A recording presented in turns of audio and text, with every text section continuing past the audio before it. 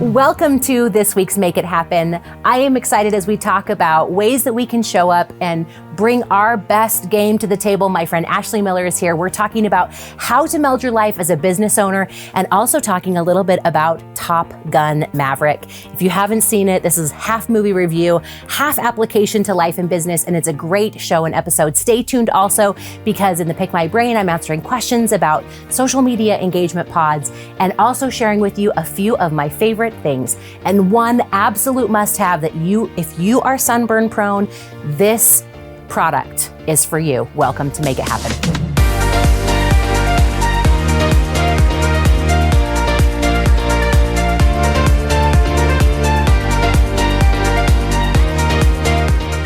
Welcome to Pick My Brain, where we are answering your questions every single episode. If you have a question you'd like to send it to Michelle at speakmichelle.com, and I will answer it on a future episode of the show. Just put Pick My Brain in the subject line. You can also send me a direct message through Instagram if that's easier for you. Find me at speakmichelle on Instagram, and you can just hop into my DMs and send a message that way.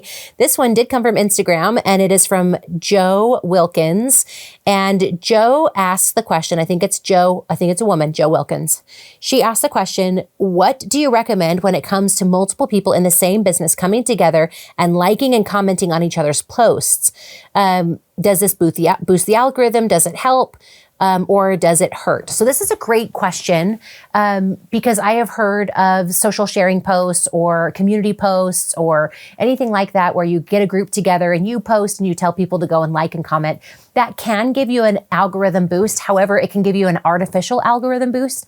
So I'm going to give you some suggestions about how to leverage this in a way that will help the algorithm, and then also just some things to watch out for that can actually get you flagged, because there are a lot of, they're now policing some of these a little bit more, and they can flag you and your friends if they feel like you are spamming or inappropriately using the algorithm in this way, especially on Instagram and even LinkedIn, actually.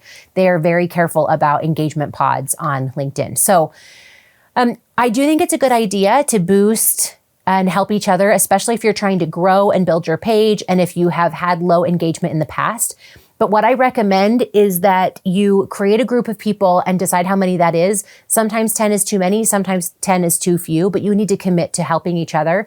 But the best thing to do is to come up with a series, maybe over the course of a month, where you commit to posting for a specific number of times, and you commit to commenting and liking on the other person's post. Rather than putting that link into like a text group thread or a group me and going straight to that post, it is better for you to go and engage on their page. So you have this group of 10 people, you know their accounts, you can go in and engage on the page, maybe leave some likes and comments on other posts, maybe you leave some you watch their stories, or on LinkedIn, you go and look at their reviews and other things and other aspects of their profile. And then you need to check that every day, but look for people's posts in your feed rather than going directly to them through a link, because that's how they can tell. If they see that 10 people are going from direct link to leaving comments and pages, then that's how they know that you're in an engagement pod that they may want to shut down. And what they won't do is they won't shut down your engagement pod, but they will lower your posts in the algorithm, or they will even in a form of almost like blacklisting, making your posts like you'll be shadow banned to a certain extent. So it's better if you choose your 10 people that you're going to be engaged with, make sure you go and leave comments and information, and then their posts are likely to pop up in their feed. That will also do better in the algorithm. A direct link comment or post doesn't weigh as much as somebody who just sees it in their feed and then engages with the comments and the information on the post that way. So just get it to the place where it's normal and natural in their feed. And then if you don't see their post because you've got a list of people that you're checking with after you go through your time on social media, then you could go search for them through the platform itself, find that content and information and engage that way. And then hopefully the next time they post, it'll actually show up in your feed because you have engaged that way. Be careful, because we don't want you to get shadow banned, and we don't want you to do the exact opposite of what an engagement pod could do for you. But try to set it up in a way so that it comes up in your organic feed and algorithm, and then your liking and your hearting and your commenting and your sharing will do a lot more that way. I hope that's helpful to you as you create that kind of engagement pod. The other thing that I will say is, if you're creating an engagement pod with people like you on your your team. So if you're in a direct sales situation and you've got your team members commenting, you actually don't have customers commenting. You have people that aren't going to be purchasing from you commenting. And so that can give you a false sense of engagement on your posts. So when you do it, just be mindful that is this posting and is the liking and commenting getting your posts in front of your key audience, or is it just getting you in front of friends? Because if it's just getting you in front of friends, then actually the engagement pod isn't going to help you. Now, it's hard to get customers to be part of an engagement pod, but if you can get some activity, it may be seen to other people, but just be mindful that it might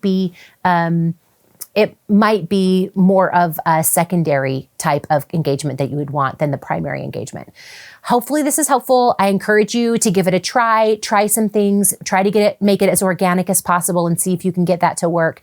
And if it doesn't, don't be afraid to say, hey, thanks so much for participating, but that wasn't the right thing for me. If you're spending so much time engaging on other people's posts and it's not matching what your goals are, then it will just be a waste of time for you. And I don't want that to be the case. So hopefully this is helpful for you. Thank you for picking my brain. And we look forward to seeing you on future segments just like this. Welcome to Make It Happen. I'm excited for today's episode for two reasons. Number one, we are talking about a movie that came out this summer that is getting a great buzz. And I always love talking about movies. And number two, because Ashley is one of my best good friends. And we have business conversations, we have spiritual conversations, we have everything else. But I just love that she is coming on for this half movie review, half business extravaganza while we talk about the movie Maverick, Top Gun. Ashley, welcome to Make It Happen. Thank you. I'm so excited to be here. I feel like this should be over tacos, but I know this is like a step lower than that. Next time we can have this conversation live with Tyler over tacos on a Tuesday. But before we get started, I need to introduce you to our audience. I know you've been on the show before. In fact, I will link it because Ashley came on when we talked about anxiety and how to lead through anxiety. This was even a few years ago. But today we're here talking about growing and building a business and really how you show up as a leader to influence the people that are around you. Ashley is a business coach and mentor. She also is growing a successful doTERRA business, which she's been doing for the last 8 to 10 years. She can correct me, but she's also a rock star mom and a woman who shows up in her gifts and talents every single day and is a true inspiration. So she really is the best person to have this conversation with. So Ashley, as we dive into this, you and I started having conversations about how Top Gun is influential, and you even spoke about it at a doTERRA event a few weeks ago, which I love. But as you think about the story and as you think about the movie, what were some of your big key takeaways that you feel like we can draw on as business owners and as people who are trying to thrive and survive in the world we live in?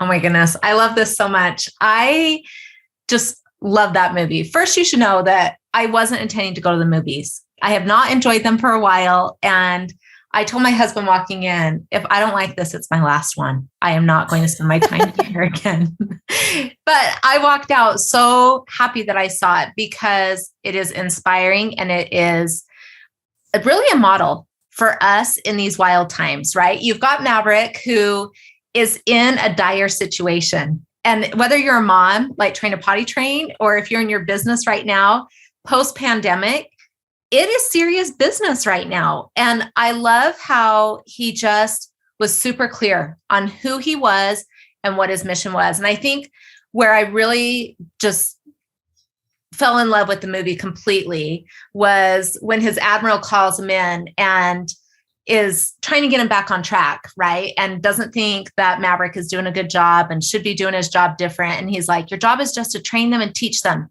Just teach them how to fly and fight. And Tom Cruise says, and bring them home. Like, my mission is to bring them home. And I loved his vision of what he was actually doing, right? And he wasn't lost in the minutia of training them to fly these.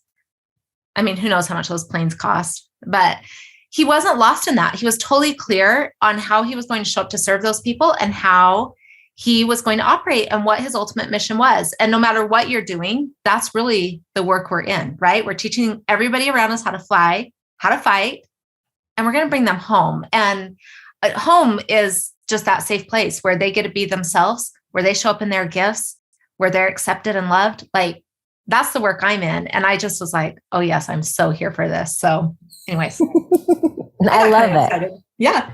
Yeah, no, it's great. And I think that we can, as leaders, whether we're leading a business or leading a team or leading in our homes or leading in our communities, but as people who want to have influence, we're talking about influence later this month as well on the show. So there's so much going on in the world. And I think there's a lot of reasons or excuses to hold back, or reasons and excuses to feel like you don't measure up. And so there's so many different languages and things that are going out there that I think you have to have a sense of vision, a purpose, and be really, really rooted in that. I don't feel like we can survive these days as the people that we need to survive being wishy-washy or just being tossed about with the wind. Like, we have to be clear about what we're doing and how we want to show up. Yeah. Amen. And that was demonstrated early on in the movie.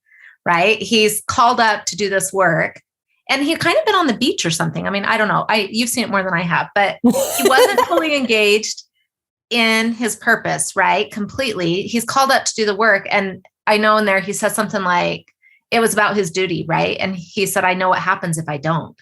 And I feel that right now too. Like, there is so much good that is needed. And if you've had an idea in your business, in your family, in your neighborhood, it is time to do it. Because what will happen if you don't? Like, it needs to happen. Make it happen, right? It totally does. Make it happen right here. I love one of the questions that you pose, because as I can't even think of the right word, but as simple and almost even as cliche as it is, like you wrote the words down. How many of you feel like you've lost that loving feeling, and it feels like returning to growing or building your business or doing what you need to do is like a danger zone, right? I love any plays when we can just tie them all in together. And I love that too.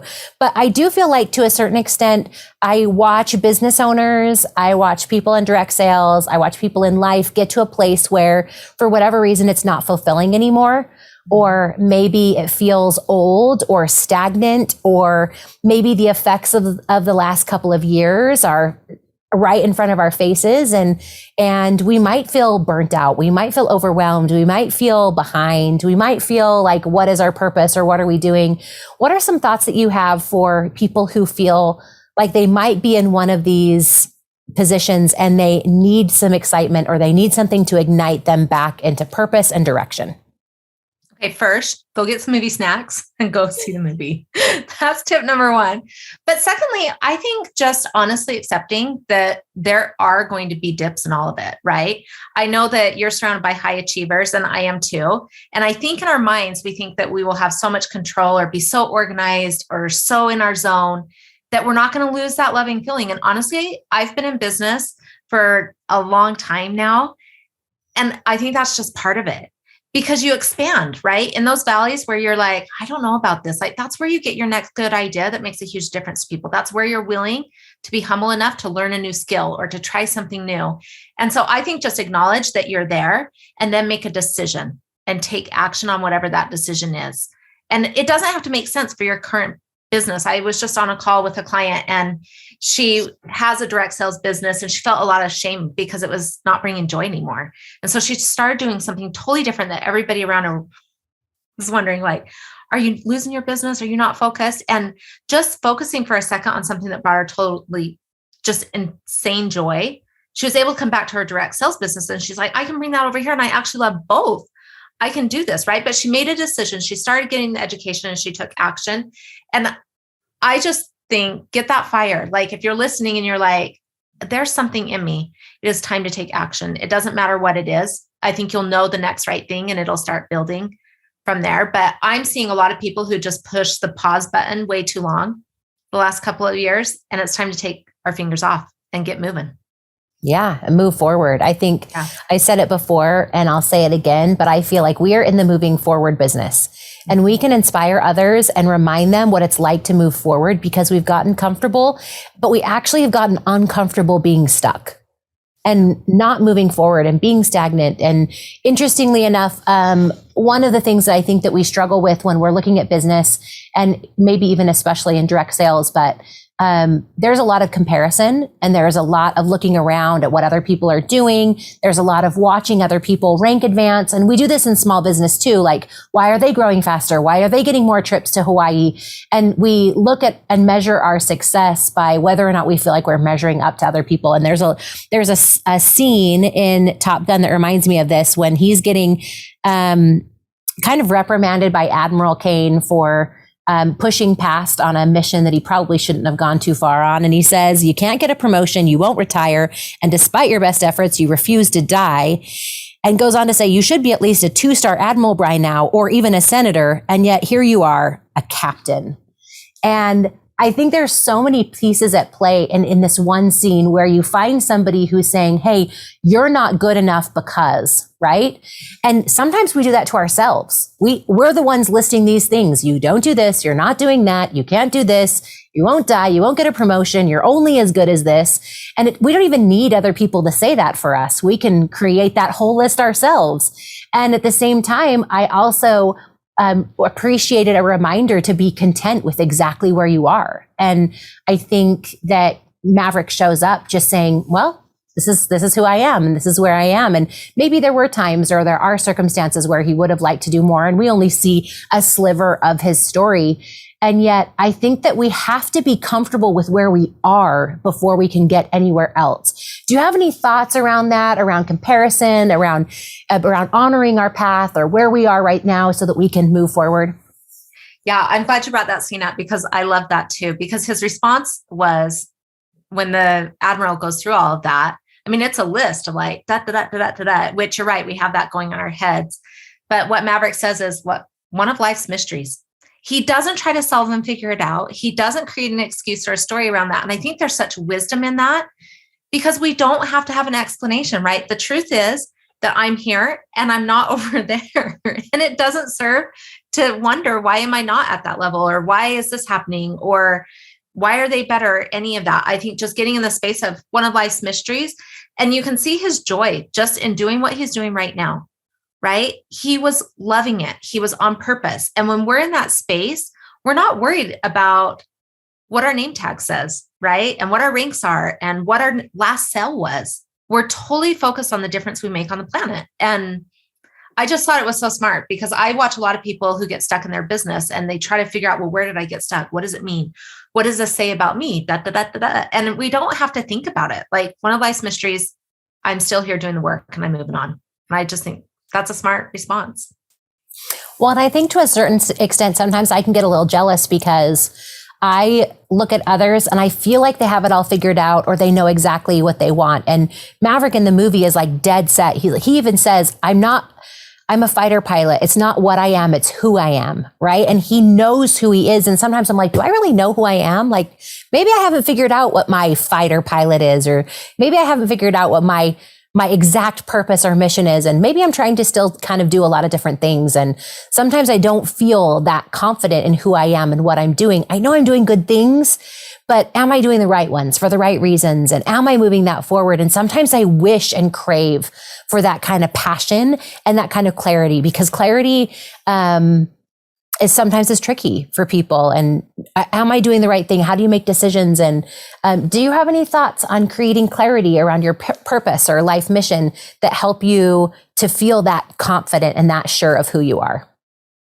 I love that. So for me, I feel the same way sometimes too.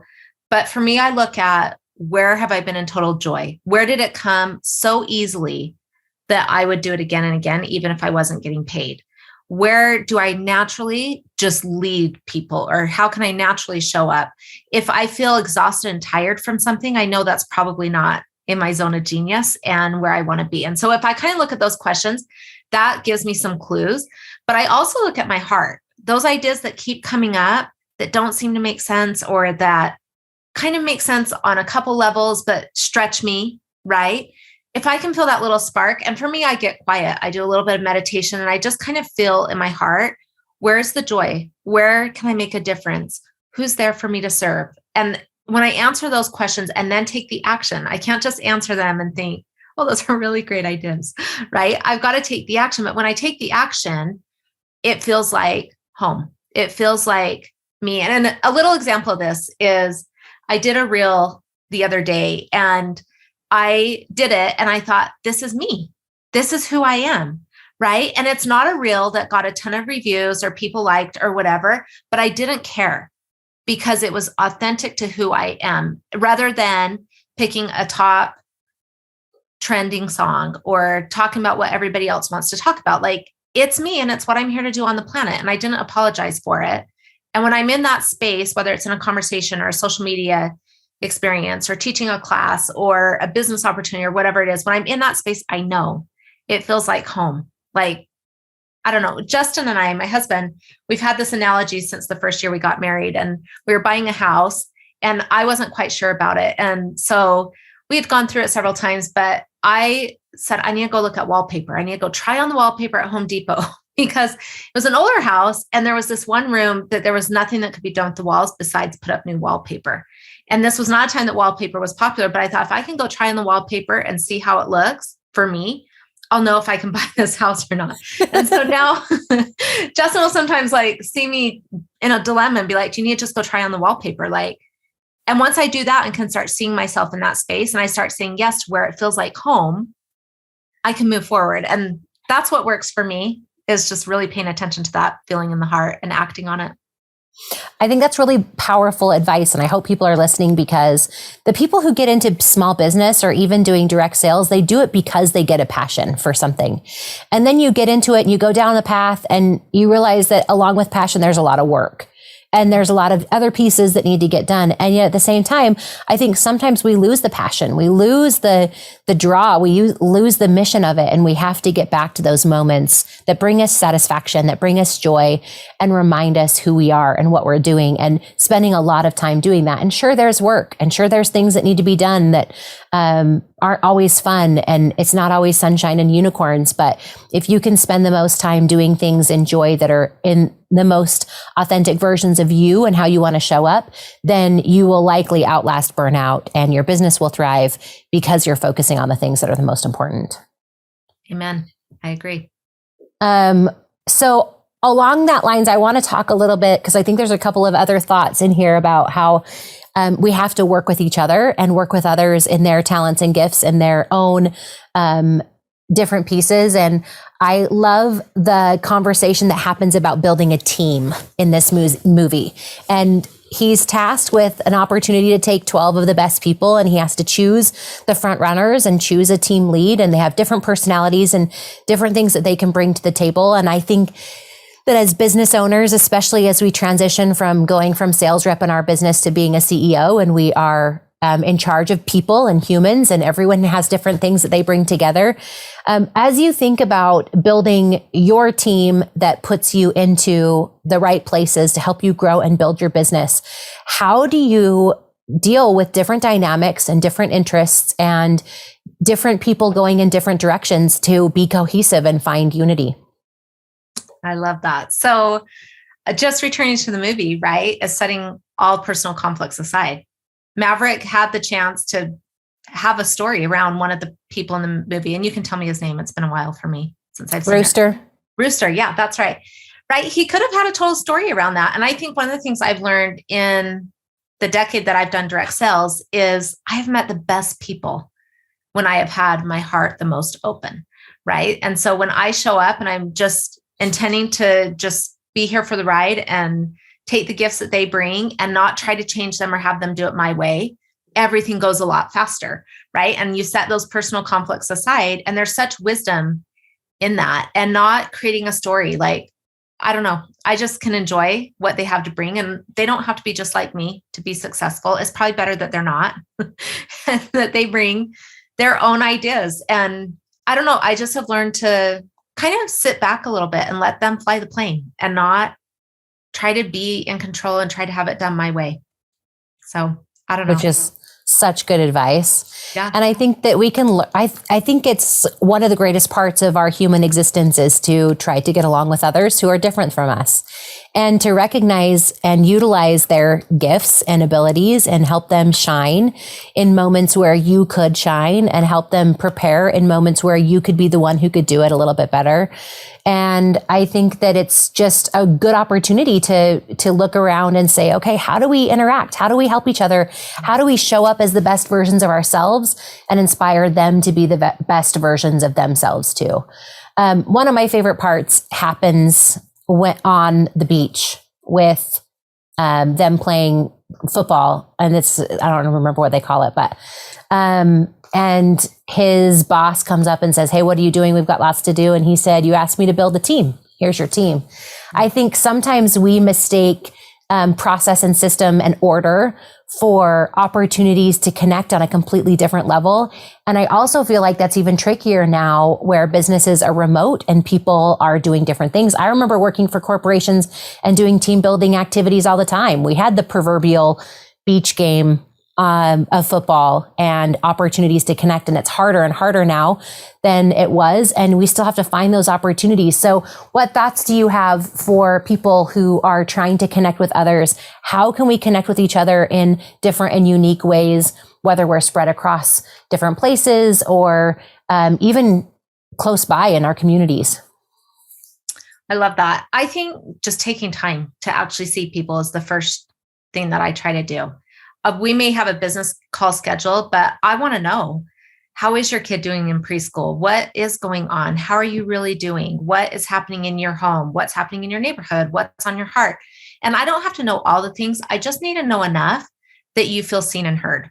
And so any call that I have, I'm definitely going to create that connection point. And I think this extends beyond the call, though. It might be that I'm checking back in, like, hey, how was the dance recital? I want to see pictures or things like that. My sister does a phenomenal job with her team. She has people all around the world, and she starts every call with some sort of connection point, whether they are sharing what's the best show you've seen in the past week, or what are you doing on this, or how are you enjoying summer? What does summer mean to you? Tell me your favorite summer experience. Like, she'll have some sort of connection point, but I've watched her connect with her team beyond the call, and she will send her team little gifts that are so perfectly designed for them. And she has one team member who happens to live not far from me. And at Christmas time, she called, it was the day before Christmas. And she called and said, I know you're so busy. It's Christmas Eve tomorrow. It was the 23rd. And she's like, this woman has just moved to Salt Lake. Could you take her a gift basket? She's alone, and I know she won't have anybody to spend Christmas with. Will you go take her? Just anything you can think of. And I'm like, I don't even know who this woman is, right? So I said, okay, well, these are some things that would be easy to do. And she's like, yes. So I put together a gift basket with like bread from Great Harvest and some essential oils, of course. I mean, just little stuff, right? And went and delivered it. And that woman, I mean, just started crying to think that her boss cared enough to make sure she had a Christmas gift. And she had already sent out Christmas gifts to her team, right? But it's that up level. It's that step way outside what just the nice person would do, right? It's a little bit above, and it's truly seeing her heart. And she actually ended up coming to Christmas dinner with us the next day, because we asked, and we're like, how are you spending Christmas? And she had lost a family member during COVID, and it just was a hard time, right? But I thought that is just amazing that this stranger was willing to come have dinner with our family because she works for my sister. And it's because of the relationship my sister has created with her, right? And we can do that in every aspect of our business. Like, I don't know. I feel like in some ways I spend more time like just doing life with my business partners than I do business, because we're figuring out like, what do you do with teenagers, right? Before it was, what do we do with toddlers, right? But we've been in it long enough. It's like, what are you doing with your teenagers? Like, they are driving now. How are you coping with that? What's that look like? And just having real conversations. I've got business partners that we talk a lot more during summer because we're all canning and gardening. We're doing life, right? And we're sharing recipes and having fun that way. I have driven to be at team members' funerals. I mean, it's just actually loving them wherever they are. And it's not about the sales they had last month. It's about, we do life together, and this is our team, right? And I totally agree with you. It's those real moments. So yeah, for sure. I love that. Yeah. Okay, well, before we wrap up, is there anything else that you'd like to share? Some other nugget from the movie that you feel like we haven't talked about, or anything in life, like if you were to leave this audience with one final thought about how to show up and be our best selves so that we can grow and thrive, what would that look like? So the thing I've learned the most in the last month is that life is actually about growth, but our ego wants us so comfortable. And especially after COVID, where we're snuggled up with our sourdough bread and our blankets, like we are so comfortable. And what I've realized for me is when we are stuck, it's our ego taking center stage and not allowing us to move forward. And if you contrast that with the movie, right? Maverick was willing to return to the danger zone because life's were at stake. And I look out, whatever your business is, whether you're in health or you're in mental wellness, or you do marketing for business, or whatever you do, lives are at stake. People need all of us to start showing up. And I just am reminding myself and reminding those I work with, like, it's time to get the ego out, get back to work and start serving people and have fun with that. So I agree. Sometimes the best things happen in the most uncomfortable or the circumstances that we wouldn't pick. And yet in those moments, we can learn the most, we can grow the most, and we can affect the most change. So I love that. Well, Ashley, thank you for being on Make It Happen. How can people find out more about you? You can find me on Instagram at It's Ashley Miller. So ITS Ashley Miller, ASHLEE Miller. So awesome. That's the easiest way. And we will put the link for her Instagram and also the link for her website in our show notes so that you can find them. But Ashley, thank you so much for being part of Make It Happen.